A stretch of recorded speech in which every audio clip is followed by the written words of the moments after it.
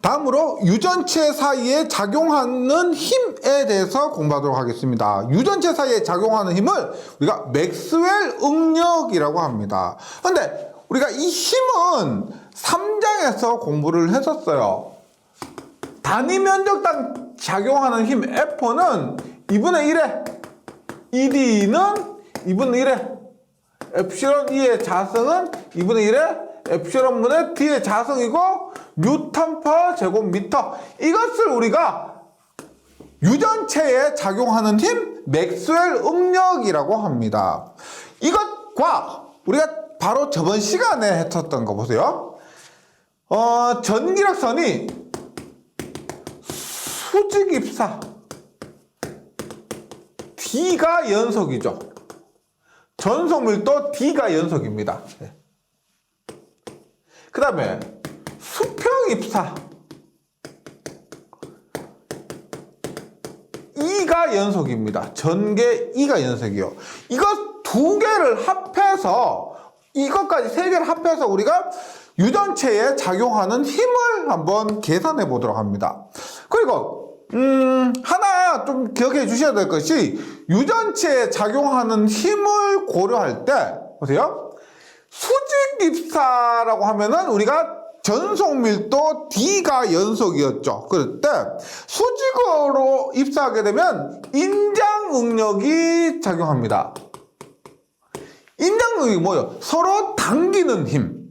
그 다음에 수평입사라 하면은 압축응력이요. 서로 미는 힘. 이런 힘이 작용한다는 겁니다. 보세요. 예를 들어서 경계면 이렇게 있습니다. 여기에 내가 이런 전원을 인가했어요. 그러면 플러스 마이너스니까 여기에 전개가 이렇게 작용하겠죠. 플러스에서 마이너스 쪽으로 이렇게 전개가 작용합니다. 뭐예요? 수직입사가 됩니다. 수직입사. 수직입사면 D가 연속이에요. 즉 이쪽에 D1과 이쪽에 D2가 같다는 것이고요. 그 다음에 인장응력 뭐다? 힘은 서로 당기는 힘이 작용하는 거예요. 이쪽에서 어떻게 이 방향으로 작용이 하고 이쪽에서는 이 방향으로 작용하는 겁니다.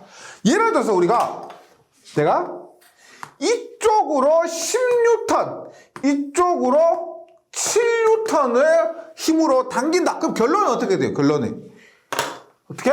이쪽으로 3N만큼의 힘이 작용하게 되는 거죠. 즉 작용하는 힘은 두 힘의 차만큼 발생을 한다는 겁니다. 두 힘의 차만큼. 그럼 결론적으로 힘의 방향이 어떻게 되느냐? 힘의 방향은 어떤 방향으로 작용하냐면 이것은 수직입사든 수평입사든 상관없이 무조건 유전율이 큰 쪽에서 작은 쪽으로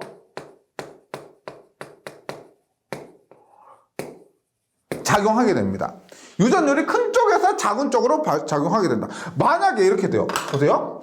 수직입사든 수평입사든 엡실론 1이고요. 얘가 엡실론 2예요. 그러면 엡실론은 엡실론 2보다 크다. 그러면 힘의 방향이 어떻게 되느냐? 엡실론 1에서 엡실론 2의 방향입니다. 어떻게? 이 방향으로 1에서 2 방향으로 작용을 하게 된다는 거예요. 네. 이게 전체적인 맥스웰 응력에서의 힘의 작용 방향이라든지 조건 등을 말한 것이고요. 교재를 한번 보도록 합니다. 일단 단위 면적당 작용하는 힘은 3장에서 했던 거 그대로 수록한 것이고 2번 전개가 경계면에 수직으로 진행할 때 한번 보도록 할게요. 수직으로 진행할 때 첫 번째 수직으로 한다. 그 보세요.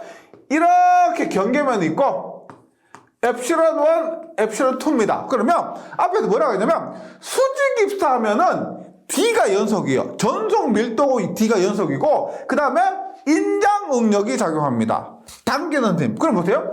이쪽 방향으로 우리가 F1, 이쪽 방향으로 F2가 작용한다라고 합니다. 그 다음에 수직이기 때문에 경계면에 수직으로 작용하기 때문에 D1과 D2가 같습니다. 그럼 힘에서 어떤 공식을 적용할까요? 보세요. F는 2분의 1에 ED 2분의 1에 엡실론분의 D의 제곱 2분의 1에 엡실론 E의 제곱에서 D1과 D2가 같죠. 따라서 어떤 공식이냐, D1과 D2가 같은 요 공식으로 적용을 하게 됩니다. 만약에 수평입사다 그러면 E1과 E2가 같죠. 그러면 유전율과 E1, E2를 구분할 필요 없는 이것은 수평입사할 때 공식이 되는 거죠. 그럼 봅니다. 보세요. F1은 2분의 1에 엡실론 1분의 D의 제곱이고요. F2는 2분의 1에 엡실론 2분의 D의 제곱입니다. 만약에 엡실론 1이 엡실론 2보다 더 크다. 그럼 D1이 F1이 더 클까요? F2가 더 클까요? 엡실론이 지금 분모에 있죠. 분모에 있기 때문에 F1보다 F2가 더 큽니다. 예를 들어서 얘가 3이고 얘가 2다. 그럼 얘가 얼마야? 3분의 D의 제곱이고 얘는 2분의 D의 제곱이니까 F2가 더 큰 거죠. 그러면 전체 힘은 어떻게 돼요? 전체 힘은 지금 얘가 더 크니까 F2 마이너스 F1이 되고요. 그리고 2분의 1에 어떻게? D의 제곱은 똑같으니까 뭐? 엡실론 2분의 1 마이너스 엡실론 1분의 1 D의 제곱. 이만큼이 전체 작용하는 힘이 됩니다. 그리고 지금 F1이 이만큼 당기고 F2가 이만큼 당기는 F2가 더 크죠? 맞죠? F2가 더 크다 그랬습니다. 그러면 결과적으로 힘은 어떻게 해요? 이렇게 당기는 힘이 더 크니까 전체 힘 F는 이 방향, 즉 유전율이 큰 쪽에서 작은 쪽으로 작용하게 된다는 거죠. 결론은 이겁니다. 우리가 경계면의 전기력선이 수직으로 진행할 때는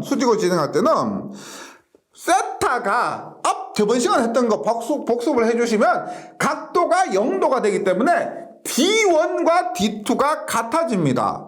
그래서 D1, D2는 D가 되고요. 그래서 경계면에서 서로 끌어당기는 인장력이 작용하기 때문에 유전율 엡실론 1이 엡실론 2보다 클 경우 큰 것이 분모로 가니까 뒤에 갑니다. 그래서 공식은 엡실론 2분의 1 마이너스 엡실론 1분의 1 D의 제곱 이렇게 되고 만약에 엡실론 2가 엡실론 1보다 크다라고 하면은 뭐요? 엡실론 1분의 1 마이너스 엡실론 2분의 1 이런 식으로 될 거예요. 네, 한번 정리해 주시고요. 그 다음에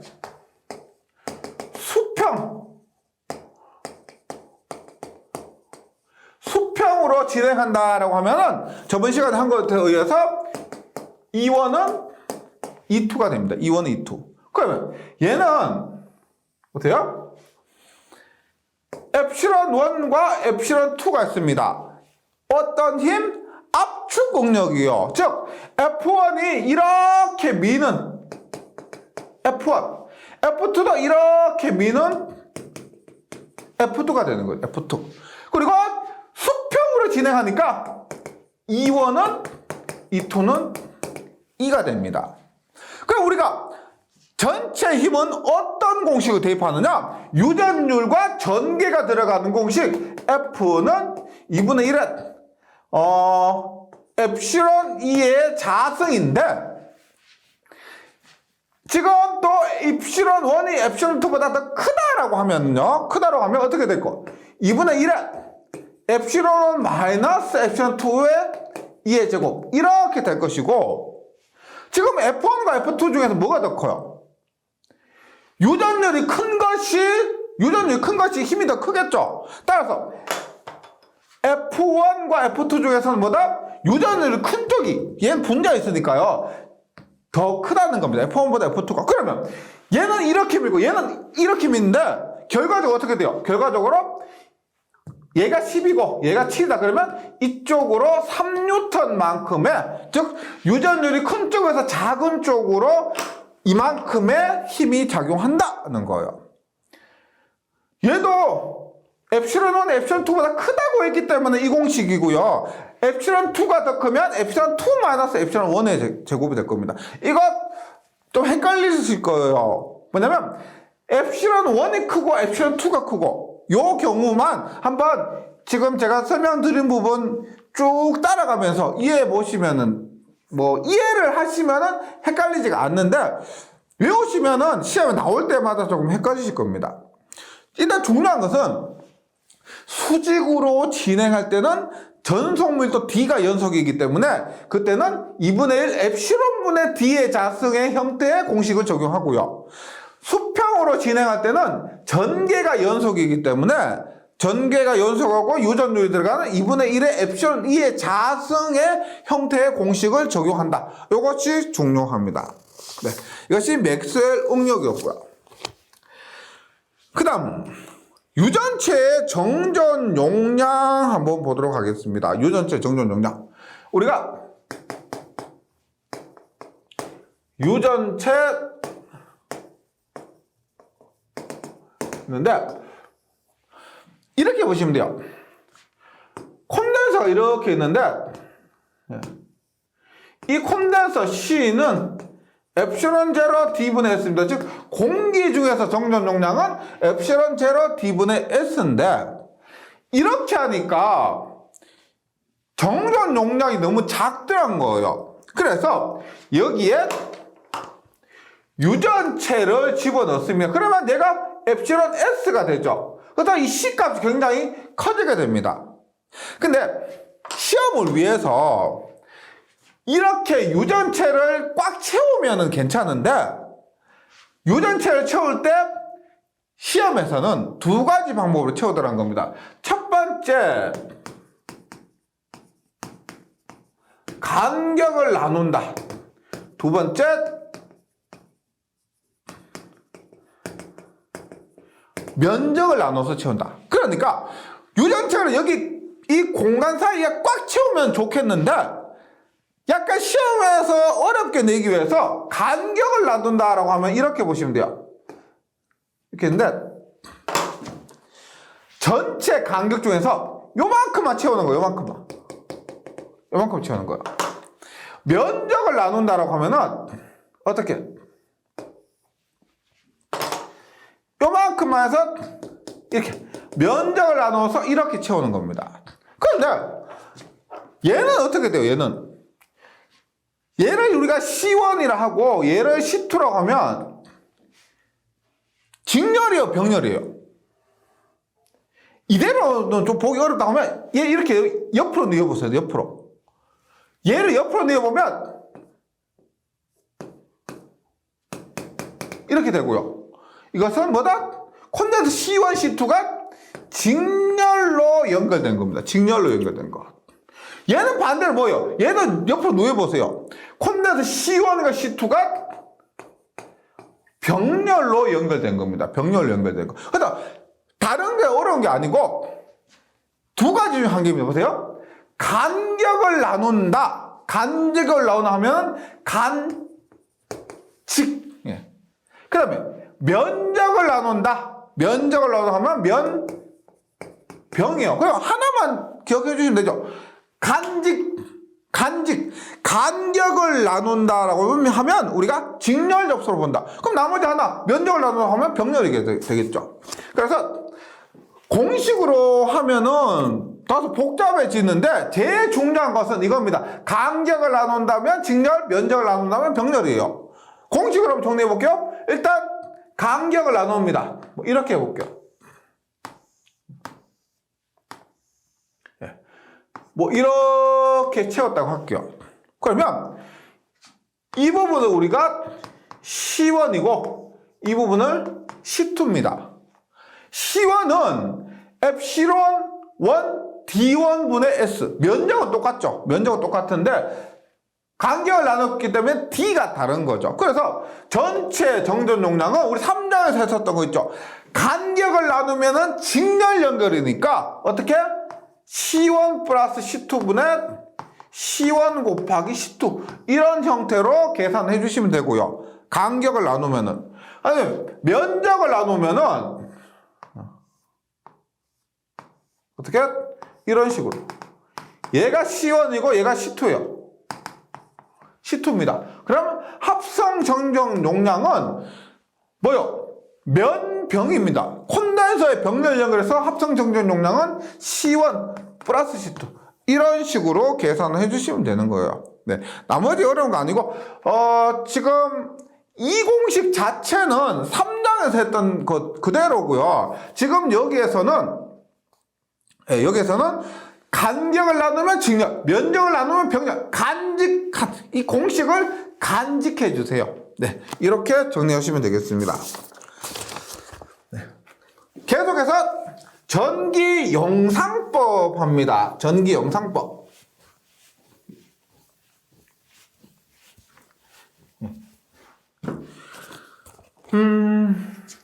우리가 전기를 공부하다 보면은 영상법 많이 들으실 거예요. 회로 이론에서도 나오고 전력공학에서도 나옵니다. 뭐 실기에서도 나올 거예요. 영상법에서는 두 개가 있는데 첫 번째는 제로 상이 없다. 영상 여기서 얘기하는 것은 정상, 역상, 영상할 때 상이 없다, 상이 공통이다라는 것을 얘기합니다. 상이 없다. 이것은 보통 우리가 뭐 전력공학이나 회로에서 영상법 할 때는 영상 임피던스, 영상 전류 이런 것으로 영상 제로 페이지를 얘기하고요. 그 다음에 또 영상 이미지입니다. 이미지가 뭐냐면 우리가 거울에 비친 것 같은 그런 영상을 얘기하는 겁니다. 제로 페이지는 상이 0이다 해서 영상이고요. 여기에서는 이미지의 영상입니다. 이미지의 영상. 얘는 우리가 지금 얘기하는 자기약, 회로에서도 사용되는데 지금 여기 자기약에서 얘기하는 건 이미지를 얘기하는 겁니다. 이미지. 볼게요. 이미지가 어떤 거냐면 우리가 거울을 생각하시면 거울의 양쪽이 같죠. 내가 이거 손을 들면 거울 안에서도 이렇게 손을 드는 겁니다. 그런 게 같은 거예요. 영상 이미지인데 지금 전기 영상법은 어떤 개념으로 사용되느냐면 우리가 특수한 경우에서의 전개나 전위를 구할 때 특수한 경우 우리가 기존에 도체계 전하 Q1, Q2가 있을 때 전위를 구했었죠. 그런 경우도 있지만은 좀 더 특수한 경우일 때는 다른 방법으로 전위나 전개를 구해야 됩니다. 그 방법이 영상법이에요. 어떤 개념이냐를 한번 보도록 합니다. 여기에 만약에 플러스 Q가 있어요. 플러스 Q가 있습니다. 여기에 만약 마이너스 Q가 있습니다. 크기가 같아요. 그럼 이 지점에서 여기에서도 D고요. 여기서 D고 이 지점의 전위가 어떻게 돼요? 이 지점에서 전위가 도책에 의해서 우리 3장에서 배웠던 도책에 의해서 얼마? 4파이 엡실론 R분의 Q 그 다음에 4파이 엡실론 R분의 마이너스 Q 하면 전위 얼마입니까? 플러스 Q와 마이너스 Q에서 거리가 같은 이 지점은 전위가 0이에요. 0. 그럼 거리가 같은 이 지점 이것을 하나의 면으로 만들 수가 있겠죠. 하나의 면으로 만듭니다. 그럼 이 면은 접지, 즉 전위가 0인 지점이에요. 전위가 0. 그러니까 영상법의 출발이 이겁니다. 플러스 Q와 마이너스 Q가 있으면 이 두 전하로부터 거리가 같은 지점은 전위가 0이다. 반대로 이렇게 생각할 수 있겠죠. 보세요. 전위가 0인 이런 판이 있고 여기에 플러스 Q가 있다. 그러면 이것과 반대편에는 마이너스 Q가 있다고 가정해도 되겠죠. 맞습니다. 플러스 Q가 있고 무한 평면, 전위가 0인 무한 평면이 있다고 하면은 앞에서 설명드린 이 가정에 의해서 여기에 마이너스 Q가 있다고 가정해도 된다는 거죠. 예를 들어서 우리가 이렇게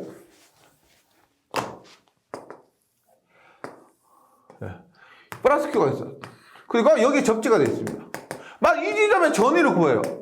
전위 얼마냐? 당연히 얘에 의해서 전위를 이렇게 구하면 되고, 그 다음에 이 무한평면에 의해서 전위를 구하면 되겠는데, 방법이 생각이 안 나죠. 무한평면에 의해서 전위가 어떻게 될까? 그러면 무한평면 반대편에 여기 마이너스 Q가 있다고 가정한다면, 플러스 Q에 의한 전위와 이것에 의한 이 전위를 구하면은 전체 전위를 구할 수가 있다는 겁니다. 이런 특수한 경우에 전위를 구하기 위해서 혹은 전개를 구하기 위해서 영상법이라는 것을 도입한 거예요. 개념이 간단합니다. 지금 제가 설명을 조금 어렵게 받아들일 수도 있는데 이렇게요. 무한평면 도체와 이런 Q, 전하 Q 사이에는 이 플러스 Q라면 반대편에 마이너스 Q가 존재한다. 이것을 예를 거울이라 보세요. 거울 속에 이것과 똑같은 다만 반대의 극성을 가진 전하가 존재한다. 이것이 영상이에요. 만약에 이렇게 보세요. 얘가 플러스 Q가 있다. 그러면 거울 반대편에 여기 마이너스 Q가 있죠. 그럼 이렇게 생겼어요. 이렇게 다 접지가 되어 있습니다. 다 접지. 그러면 플러스 Q 반대편 마이너스 Q, 플러스 Q 반대편은 마이너스 Q. 그럼 이 마이너스 Q 반대편은 다시 마이너스 Q 반대편은 플러스 Q가 이렇게 존재하는 거죠. 얘가 지금 이 면이 하나라면은 한 개가 존재합니다. 지금 양쪽이니까 얘 한 개예요. 근데 만약에 지금 이렇게 나누어졌다고 하면은 총 영상전화 몇 개 존재해요? 이것이 본 전하고 이것이 진짜 전하고 영상 전화 하나, 둘, 셋 이렇게 존재하는 겁니다. 만약에 지금 4등분으로 나눠졌다 그러면은 영상 전화 3개, 2등분으로 나눠졌다 그러면 영상 전화 1개. 전체 면의 개수에서 1개를 빼면은 그만큼 영상 전화가 발생한다는 거죠. 예. 이게 영상전화의 개념이었고, 그래서 교재에 나타난 것이 무한평면 도체와 점전하에서 영상전화입니다. 우리가 지금 영상법으로 공부할 게 3개가 있습니다. 첫 번째로 무한평면, 두 번째 접지구도체. 세 번째, 우리가 대지 위의 선전화. 표현을 무한평면 도체와 선전화. 이렇게. 무한평면 도체가 대지라고 보시면 되고요. 평면. 선전화가 됩니다. 이 세 가지에 대해서 영상법으로 공부를 하는데, 유도과정 같은 것은 크게 의미가 없습니다. 이 영상법이 공식 자체에서 크게 벗어나지가 않아요. 그 공식 자체를 묻거나 혹은 공식을 대입해서 계산하는 문제로 나오기 때문에 깊이까지 하실 필요 없습니다. 제가 예전에 이런 거 막 유도했다가 제 기분에 유도했다가 좀 욕도 먹고 그랬어요. 이렇게 나오지 않는데, 이런 유도과정, 복잡 유도과정이 나오지 않는데, 유도를 했는데, 당연히 힘이 들고 좀 필요가 없잖아. 그래서 제가 최대한 시험에 나오지 않는 그런 과정은 뭐 유도하지 않으려고 합니다. 그 유도 과정이 필요하신 분은 저희 그 홈페이지 혹은 그 카페에 있는 유도 과정 좀 참고해 주시고요. 중요한 것은 여기에서 필수적인 공식을 암기해 주시면 됩니다. 먼저 무한평면이고요. 점전화 평면 도체 사이에 작용하는 힘입니다. 쿨롱의 힘이요. 쿨롱의 힘. 보세요. 첫 번째 무한평면입니다. 조금 전에 그렸던 거 보세요. 지금 여기에서 D 거리에 플러스 Q가 있다고 하면 어떻게요? 마이너스 D 거리에 여기에 마이너스 Q의 영상 전하가 존재를 하게 되죠. 이때 작용하는 힘은 뭐예요? 힘은 쿨롱의 힘입니다. 쿨롱이 뭐예요? 4파이 엡실론 R 자승분의 Q1, Q2인데 거리가 얼마야? DD가 얼마? ED죠. ED의 자승분의 플러스 Q 마이너스 Q입니다.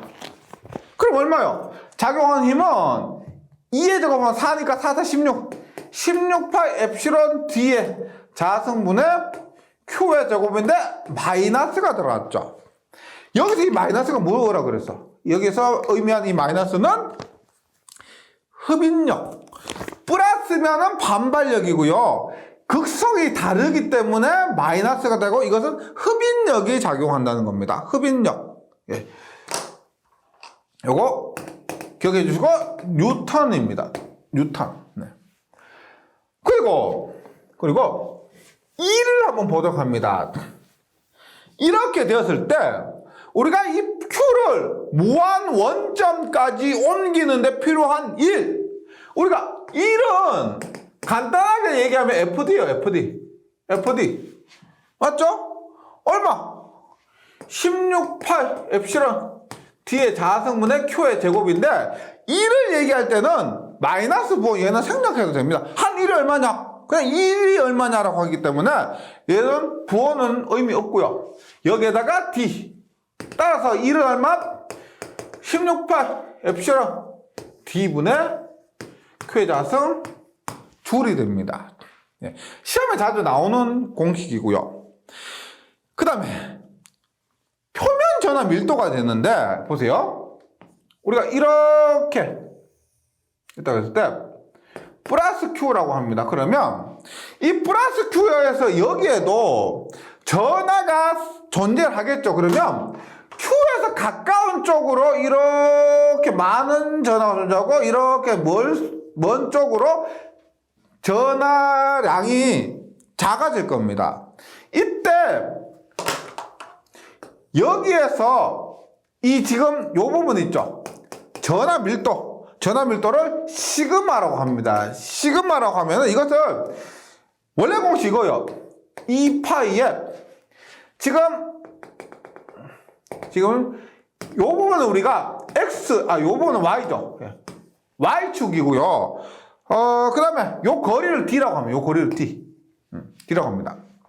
그러면 이때 전하 밀도의 식은 2파이에 D의 자승 플러스 Y의 자승의 2분의 3승분의 마이너스 QD예요. 마이너스 QD입니다. 이같이 전체 이 부분에 어느 지점에서의 전하 밀도든 이 공식으로 구할 수가 있습니다. 그러니까 전하 밀도 공식은 이거예요. 그런데 최대 전하 밀도는 어디서 발생해요? 최대 전하 밀도는 여기서 발생하죠. 맞죠? 즉 Y가 0인 지점입니다. 최대 전하 밀도는 Y가 0인 요 지점에서 그때 전하 밀도는 얼마냐? Y가 0이니까 얘가 없어지죠. 없어지고 2파이에 얼마 약분되니까 D의 세제곱 세제곱분의 마이너스 QD니까 D 하나 약분되면 2파이 D 제곱분의 마이너스 Q 쿨롱 퍼 제곱미터. 이것이 최대 전하 밀도가 됩니다. 교재 나오죠? 시그마 맥스는 최대 전하 밀도는 2파이 D 제곱분의 마이너스 Q고요. 만약에 가끔씩 전압밀도의 일반식을 쓰라고 하면은 요 공식이 돼요. 전압밀도 일반식은 이렇게 됩니다. 이것이 무한평면에서 힘, 그 다음에 1, 그리고 전압밀도였고요. 그 다음에 구도체 한번 보도록 할게요. 구도체. 접지 구도체. 여기서는 0V가 중요합니다. 영상법을 적용하기 위해서는 0V가 되어야 되는 거예요. 그러면 얘도 그냥 구도체가 아니고 접지 구도체에서 이렇게입니다. 얘가 반지름 A예요. 그리고 여기서 여기에 Q쿨롱이 있습니다. 뭐 플러스 Q쿨롱을 할게요. 이 거리가 D미터입니다. 그리고 얘가 접지가 되어 있기 때문에 접지 0V죠. 이것과 연결되어 있기 때문에 얘가 전부 뭐다? 0V가 되는 겁니다. 0V. 이렇게 했을 때 플러스 Q에 의한 접지 구도체에서도 영상법이 존재한다면 영상 전하가 존재하겠죠. 그 영상 전하가 어디냐? 좀 전에 했던 무한평면처럼 얘와 반대편 마이너스 D인 이 점, 이게 아니고요. 접지 구도체는 기억해 주세요. 요 지점이 접지 구도체의 내부 얼마? D분의 A 제곱 지점. D분의 A 제곱 지점. 즉 거리분의 반지름의 제곱 지점에 영상전의 크기는 얼마냐? 그 영상전의 크기는 얼마? 마이너스 D분의 AQ입니다. 즉 이 전하의 몇 배? D분의 A배. 극성은 당연히 얘가 플러스니까 영상전하는 마이너스가 되겠죠. 예. 그래서 접지 구도체에서는 요거 중요합니다. 크기, 영상전의 크기는 마이너스 D분의 AQ. 지점은 어디? 이 접지 구도체 내부에 있는데 D분의 A 제곱 지점에 있다. 예. 그리고 이 전하와 이 접지 구도체 사이는 얘는 항상 플러스고 얘는 마이너스죠. 항상 플러스 마이너스가 아니고 이것의 극성과 이것의 극성은 반대이기 때문에 플러스면 마이너스, 마이너스면 플러스이기 때문에 항상 흡인력이 작용하게 됩니다. 항상 흡인력.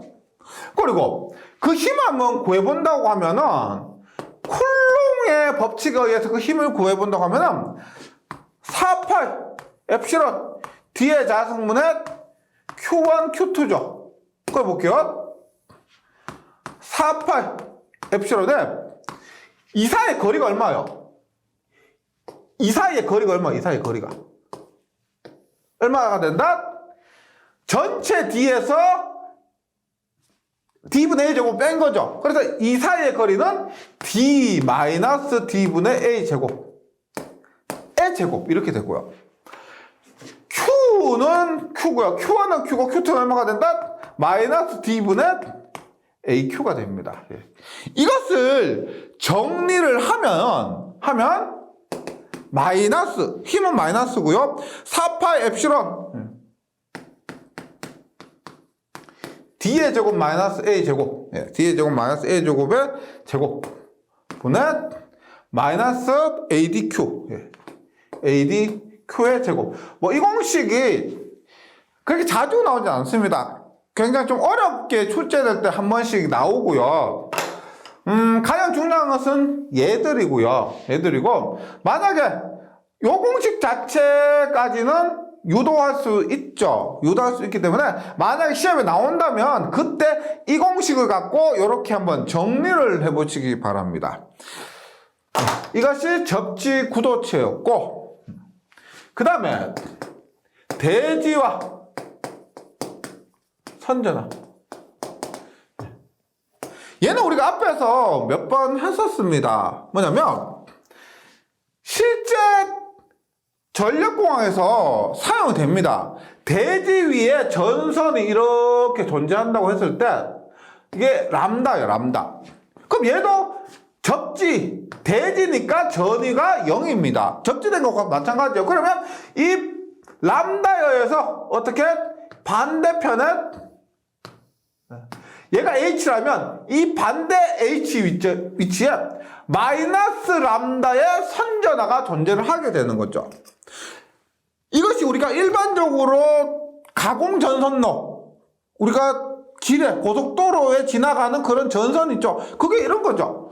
대지 위에 H미터 높이에 있는 전선입니다. 근데 우리가 얘를 했었는데 V는 2파이 엡실론 분의 람다의 ln a 분의 EH, C는 ln a 분의 EH 분의 2파이 엡실론이라고 해서 2장이나 3장에서 우리가 했었던 거예요. 그때 그것을 영상법으로 이렇게 유도했던 거예요. 그래서 교재 있지만 전위는 2파이 엡실론 람다 ln a분의 EH, 그 다음에 정전 용량은 ln a분의 EH분의 2파이 엡실론 됩니다. 공기 중이라고 하면 얘는 입실론 제로가 되는 거고요. 네, 이거 그대로 외워주시고 잘 나오게 됩니다. 그 외에도 우리가 전개도 구할 수가 있겠죠. 전개 한번 구해볼게요. 우리가 지금 전개는 선전하에 의한 전개입니다. 선전하에 의한 전개 얼마? 2파이 엡실론 분의 R분의 람다가 돼요. 람다. 그럼 우리가 앞에서도 전부 뭘 구했어요? 힘 구했죠. 힘. 쿨럭의 힘 구했습니다. 그래서 여기서도 F를 구하는데 F는 원래 Q이죠. Q인데 여기에서는 Q가 아니고 선전하면 람다이기 때문에 람다 2로 구하게 됩니다. 람다 2. 그러면 람다고요. 지금 얘는 플러스 람다, 얘는 마이너스 람다죠. 그래서 람다에서 마이너스 람다가 되고요. 얘는 2파이 엡실론이고 거리 R은 얼마예요? 거리 R은 얘가 H고 얘가 H는 얼마? 이 거리는 EH가 됩니다. 그래서 EH고 람다 이렇게 되는 거죠. 그럼 얼마예요? 힘이고요. 마이너스니까 마이너스 4파이 엡실론 H분의 람다의 제곱. 4파이 엡실론 분의 1은 얼마요? 9 곱하기 10의 구승이죠. H분의 람다의 제곱 뉴턴 퍼 미터. 예. 이렇게 됩니다. 이렇게 돼요. 그래서 전개에 의해서 힘 마이너스 9 곱하기 10의 구승분의 H분의 람다 제곱, 이 공식도 시험에 잘 나오고, 그 다음에 대지와 선전에 의한 전위와 정전 용량, 앞에서 했던 이 내용도 시험에 잘 나옵니다. 이건 영상법으로 구했다는 거 기억을 해주시고요. 그 다음에 4장의 마지막으로 유전체의 특수현상이 있습니다. 유전체의 특수현상인데, 정전기의 특수현상인데, 정전기의 특수현상으로 이용하는 것이 보통 대표적인 것이 3개가 있습니다. 접촉전기와 초전효과, 파이로전기, 그 다음에 압전효과가 있습니다. 첫 번째, 접촉전기는 어렵잖아요. 말 그대로 접촉을 시키니까 전기가 발생하는 겁니다. 전기가 발생하니까 전위차. 접촉을 시키니까 전위차가 발생하더라. 이것을 접촉전기 혹은 볼타 효과라고 합니다. 접촉전기 볼타 효과.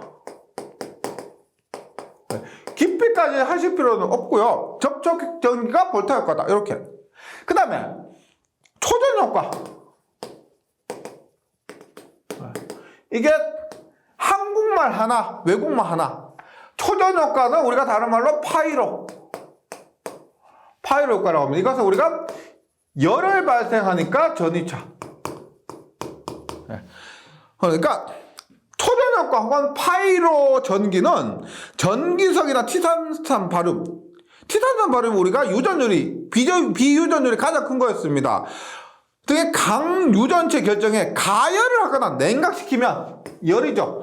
그러면 결정의 한쪽 면에 플러스 한쪽 면에는 마이너스가 나타나는 분극이 일어나고 그 크기에 따라 전류가 검출되는 현상이죠. 예. 이것에 의해서 분극이 일어나고 전류가 흐르고 전위차가 발생되는 겁니다. 이것은 적외선 센서 등을 이용을 하게 되고요. 그 다음에 압전 효과입니다. 압전 효과. 이게 뭐겠어요? 압력을 주면은 분극이 발생하는 거예요. 압력을 주면 분극이 발생하는 겁니다. 근데 이렇게 보세요. 이런 유전체가 이렇게 있는데 제가 이렇게 압축응력을 줬다고 할게요. 압축응력을 줬는데 똑같이 압력을 이렇게 줬습니다. 줬는데 압력을 준 방향으로 이렇게 플러스 혹은 마이너스가 발생할 수도 있고 압력은 이렇게 주는데 분극은 이렇게 발생할 수도 있습니다. 그래서 압력을 발생한 방향으로 이렇게 종방향이죠. 종방향으로 분극이 발생했다는 것을 종효과. 그 다음에 얘는 뭐예요? 이렇게 주는데 옆으로 발생했죠. 횡방향, 횡효과라고 합니다. 횡효과. 잘 나와요. 그래서 압전 효과는 초전 효과를 나타내는 초전 효과를 나타내는 수정이나 로셀륨, 전기석 등의 어떤 특수한 결정을 가진 물질의 기계적 변형력, 압력이라는 겁니다. 다음에 표면에 전기 분극이 생기는데 압전 효과 이용한 것이 압력계나 고주파 진동자, 수정 시계 등의 이 현상을 이용했고요.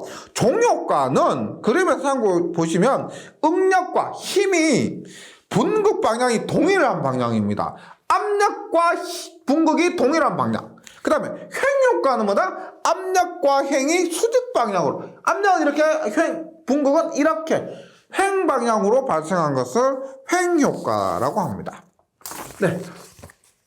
상당히 우리가 문제를 풀어보기 전에 지금 이론만 봤을 때 얘들이 깊이 들어가면 들어갈수록 굉장히 좀 머리가 아픈 파트예요. 그런데 제가 말씀드린 공식 위주로 정리해 주시고 시험에 나온다는 부분 있죠. 그런 부분 위주로 잘 정리해 주시면 뒷부분 문제 한번 보세요. 문제는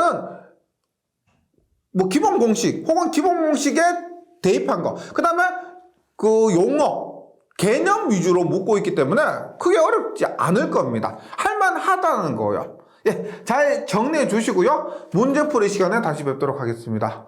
수고하셨습니다.